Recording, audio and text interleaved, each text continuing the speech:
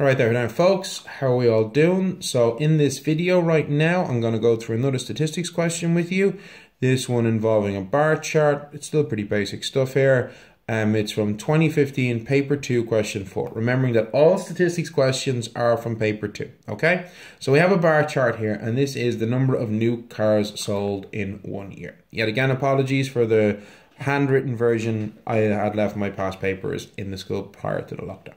So the first question I ask is how many new cars were sold in the month of April and June? Well, that's pretty easy. We just go to April, June, go across, 150. Pretty basic.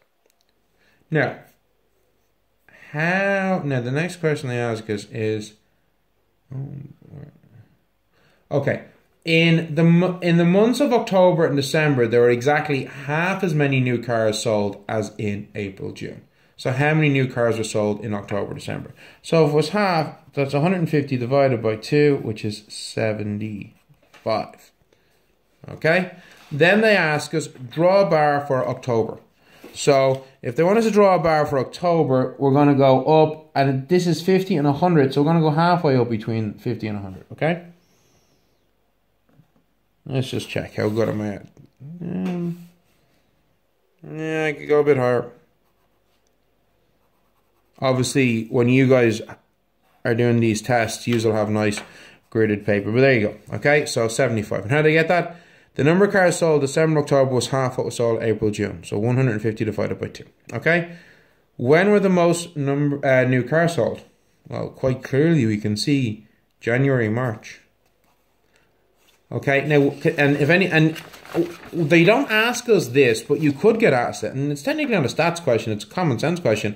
Why were more cars sold in January to March? The reason for that is quite simple. A car, as soon as you drive a brand new car off the car lot, it loses half of its value straight away. So you want to get the most value out of your money for as long as you can. So if you buy a new car at the start of the year, it's going to be worth more, okay? If I buy a new car on the 31st of December, the next day, 1st of January, it's lost half of its second-hand value again, okay? So that's why. So, calculate the number of new cars sold in the year. Okay, so all we do is we look at our values. We have 300 plus 150 plus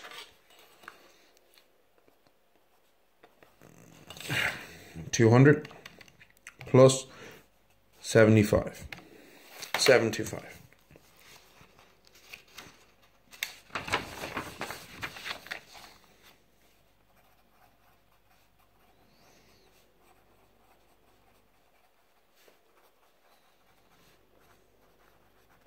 Cars. Alright? Now, next thing we're asked to do is calculate the average or mean number of cars sold per month.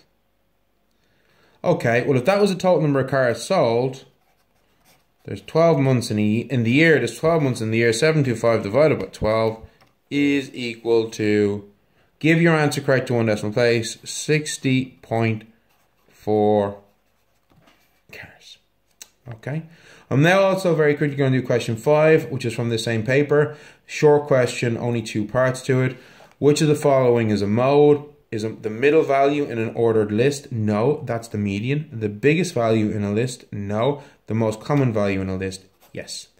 Write out a list that has a mode and write down the mode. Okay, so 1, 2, 3, 5, 5, 5, 7, 8.